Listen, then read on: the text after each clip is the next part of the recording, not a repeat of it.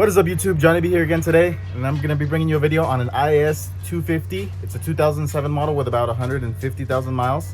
It has the P2757 code, which means it's one of the transmission solenoids that's going out. The transmission shifts perfectly fine and everything. There's not really any issues with that, so I know the transmission is good. It's just having an issue with the pressure, and typically what happens is that the magnets on the solenoids, they tend to get clogged with a bunch of debris, and they start failing, intermittently. On this one, the check engine light turns on and turns off. So that just led me to believe it's just probably the external solenoid itself. I believe they're like 228 bucks at the dealer. I got a good deal on it for like 179 for an OEM part from the dealer, just because we go through the business account. So if you can find a friend that can hook you up, then you can get a better deal on it. If not, 228, install it yourself is not that bad either. So without further ado, let's get into it and start taking off the pan for the transmission and draining all the fluids first, obviously. So here is the oil pan for the transmission. It's located right behind the engine one. This one right here, we're gonna take off this bolt here. It's a 14 millimeter bolt, and then we can just drain it. We have a little drain thing here to collect all of it. And then it's got 10 millimeter bolts all the way around. Once you remove those, then you should be able to pry it off in case it is stuck on there. So while we take off the bolts for the pan, here is the part number in case you guys are wondering. Straight from Toyota, or actually from Lexus, but it's got Toyota badging on it as well. And it's right in there, so 35290-34010. It is the pressure solenoid, the pressure control solenoid. So one of the things you're gonna need to do is remove this brace, because without it you won't be able to get to some of the bolts, and you won't be able to remove the oil pan itself. So it has a 14 millimeter bolt nut here, and then a 14 millimeter bolt there, and then now the pan should come out. I have one bolt holding it just because we couldn't remove it because of that piece there, but it's simple enough to remove. So here it is how it looks when you remove the pan. Obviously here I'm looking at it from the back, and you just gotta look for the solenoid that is the correct one. This one looks very similar to the one that we bought, because we did buy the correct one that's needed for that check engine code, but this one's a little bit too short as it ends like right there. So the only other one that we found that's similar, and they are color coded, so depending on the color you get, the plastic is green, blue, black, and the one we got is gray, and those are the only two similar ones. So the other one is this one, but it looks like to get to the bolts, which are like right there in the middle, you have to remove the oil filter. So we're gonna have to do that, remove that, so we can replace that. And then in case you guys are wondering how to fill it back up with oil, if you look right in there, you focus on it right there in the middle, you can see it. It's right at the top right here. Let me point to it so you guys can see it right here, this one. That's how you fill it back up. So let's go ahead and remove the oil pan filter.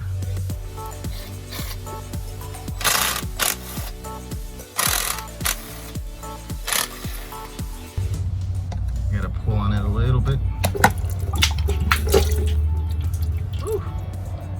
A little bit more oil came out.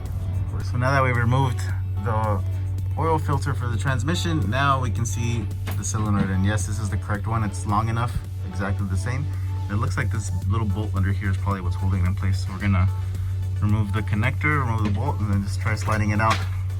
So after removing the solenoid, you see that little hole right there where it's dripping from? There's like a little pin, this little pin right here that comes out of there when you remove that piece. So you want to be careful you don't lose that pin, because that's what's going to be holding in the solenoid. And then as you can see in the other hole here, the pin's still in there holding on this other solenoid that's right there. So you want to be very careful where you have it. And luckily I have the pan right underneath it, so I just caught it. But then we're just going to put the solenoid back in, put the pin in, and then we're going to put the little, it's like a little shield thing that holds the pins in, and it gets bolted with an 8 millimeter bolt. So I ended up putting the pin back in, and then I put that little plate, looks like a little T plate or L with a weird shape, and then to hold the pins in, and then I put the 8 millimeter bolt, tightened it up, and now they do move a little bit. That's normal, but they don't come out. That's what you don't want. You don't want them to be coming out. So that's all in, and that's how it works. So hopefully now we won't be having that code. Obviously I'll confirm after this, but now we're gonna top off the fluid, so we got to get a new transmission pan gasket, possibly the filter, and put in brand new fresh Toyota Lexus transmission fluid. Top it all off. You got the gasket. There goes the part number for you guys, 35168 22020. I add a little bit of Permatex to gasket maker, just to everything, just to make sure that it's not going to leak. I don't like to risk it, and it's just an extra insurance for me to not worry about it leaking later on. So now that we're gonna got the gasket on, got that on, we cleaned up there as well. So then now we can put it all on and seal it up, and then we can go towards the next step, which is to fill up the transmission. But make sure you do not forget to put on the oil filter, because ours isn't on yet, so we need to do that. So we got the oil pan on. The torque specs are 65 inch-pounds, which is really not that much, because if you tighten them too much, the gasket will actually come out, since it's made out of like a rubber. So you don't want it to come out. You want it to tighten it as much as you can before it starts squeezing out.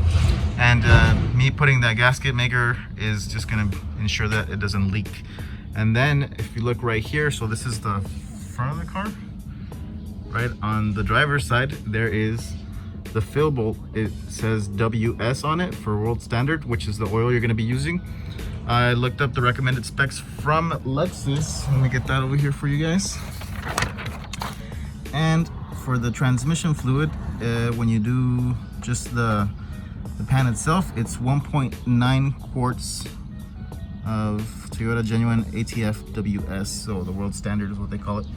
That's just when you remove the pan. I think it's like 7.5 when you do the whole transmission, but when you're just doing the simple pan like we're doing, it only takes about 2 quarts. So we gotta fill it up through there, and gonna be using a little pump to fill it up. Just topped off the oil. We're just gonna put the little cover back on. There's a little cover there that covers that. We used the ATF 2 quarts of it, and I used a little $6 pump from Harbor Freight just to pump it in there and have all the oil in there.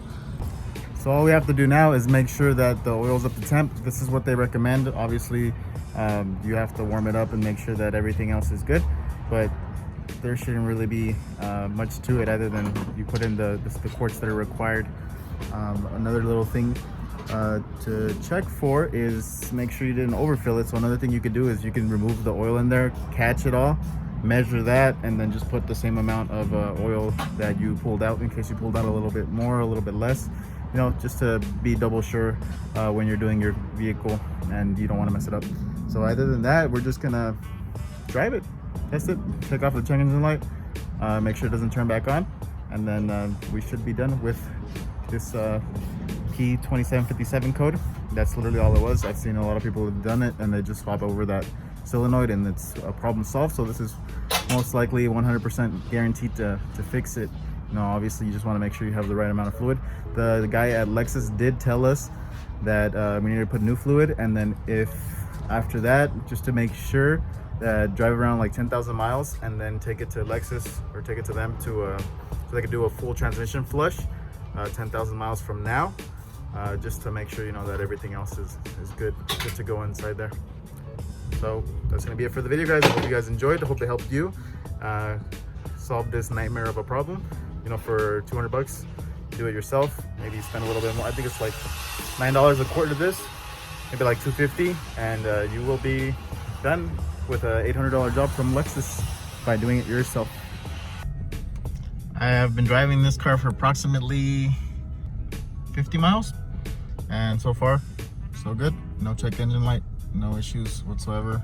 The transmission shifted good. I even went through all the gears, and I drove it in manual mode, or sport mode, how they call it, with the paddle shifters, and did all the gears, you know, went all the way to red line, everything, making sure all the gears were good, and everything was working fine, and the check engine light hasn't turned on. So the code, the P2757, is now officially gone. So I hope that was a very informative video for you guys, so you guys can save money on that and just enjoy your car now and not worry about check engine lights and stuff like that. So as always, till next time, you guys have a great day.